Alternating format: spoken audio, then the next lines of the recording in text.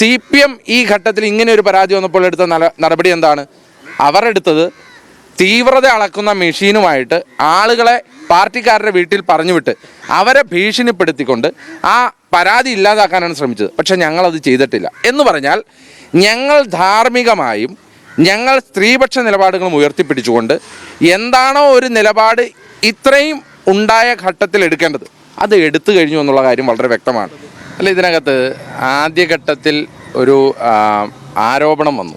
ആരോപണം വന്നപ്പോൾ ഒരു കംപ്ലൈനൻ്റ് ഉണ്ടായില്ല. പക്ഷേ ഒരു പാർട്ടിക്ക് ആ ഘട്ടത്തിൽ എടുക്കാവുന്ന ഏറ്റവും ധാർമ്മികമായ ആ നിലപാട് യൂത്ത് കോൺഗ്രസിൻ്റെ സംസ്ഥാന അധ്യക്ഷ പദവിയിൽ നിന്ന് മാറ്റി നിർത്തുക, പാർലമെൻ്ററി പാർട്ടിയിൽ നിന്ന് മാറ്റി നിർത്തുക, പാർട്ടിയിൽ നിന്ന് സസ്പെൻഡ് ചെയ്യുക.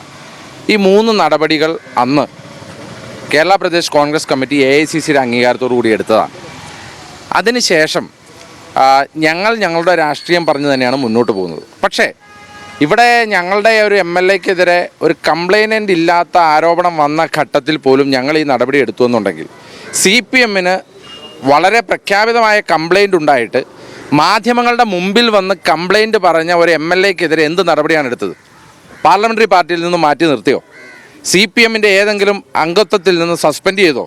ഇല്ലെങ്കിൽ ഏതെങ്കിലും ഘട്ടത്തിൽ CPM അയാളെ തള്ളിപ്പറയാനുള്ള സാഹചര്യം പോലും ഉണ്ടായിട്ടില്ല. എന്ന് പറഞ്ഞാൽ ഞങ്ങളുടെ ധാർമ്മിക മൂല്യങ്ങൾ ഉയർത്തിപ്പിടിച്ചുകൊണ്ട് സ്ത്രീപക്ഷ നിലപാട് ഉയർത്തിപ്പിടിച്ചുകൊണ്ടാണ് ആ ഘട്ടത്തിൽ ഒരു നിലപാടെടുത്തത്. ഇനി രണ്ടാം ഘട്ടത്തിൽ മറ്റൊരു പരാതി കേരള പ്രദേശ് കോൺഗ്രസ് കമ്മിറ്റിക്ക് വന്നു. ആ പരാതി വന്ന ഘട്ടത്തിൽ ആ പരാതിയുടെ അടിയിൽ പേരുണ്ടായില്ല എന്ന കാരണത്താൽ ഞങ്ങൾ ആ പരാതി അവഗണിച്ചില്ല. മറിച്ച് ആ പരാതി ഞങ്ങൾ കേരളത്തിലെ ഏറ്റവും ഉന്നതനായ പോലീസ് മേധാവി DGPക്ക് കൈമാറി. എന്ന് പറഞ്ഞാൽ CPM ഈ ഘട്ടത്തിൽ ഇങ്ങനെ ഒരു പരാതി വന്നപ്പോൾ എടുത്ത നടപടി എന്താണ്?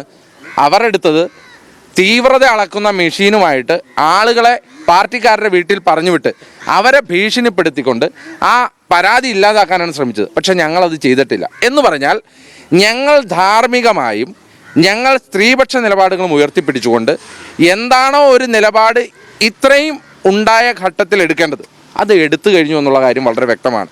ഇനി ധാർമ്മികതയുടെ ക്ലാസ് എടുക്കാൻ ഞങ്ങളുടെ മുമ്പിലേക്ക് ഒരു CPMകാരും വരേണ്ട കാര്യമില്ല. കാരണം അത് സ്ത്രീ വിഷയങ്ങളിലായിക്കൊള്ളട്ടെ, അഴിമതി കേസുകളിലായിക്കൊള്ളട്ടെ. ഇപ്പോൾ ശബരിമല സ്വർണ്ണക്കൊള്ളയുമായി ബന്ധപ്പെട്ട് പത്മകുമാർ ജയിലിലാണ്. പത്മകുമാറിനെ CPMൽ നിന്ന് പുറത്താക്കിയിട്ടുണ്ടോ? പത്മകുമാർ ഇപ്പോഴും CPMൻ്റെ പത്തനംതിട്ട ജില്ലാ സെക്രട്ടേറിയറ്റ് മെമ്പറാണ്. ശബരിമല സ്വർണ്ണക്കൊള്ളയിൽ രണ്ടാമത് ജയിലിലുള്ളത് വാസുവാണ്. വാസുവിനെ CPMൽ നിന്ന് പുറത്താക്കിയിട്ടുണ്ടോ?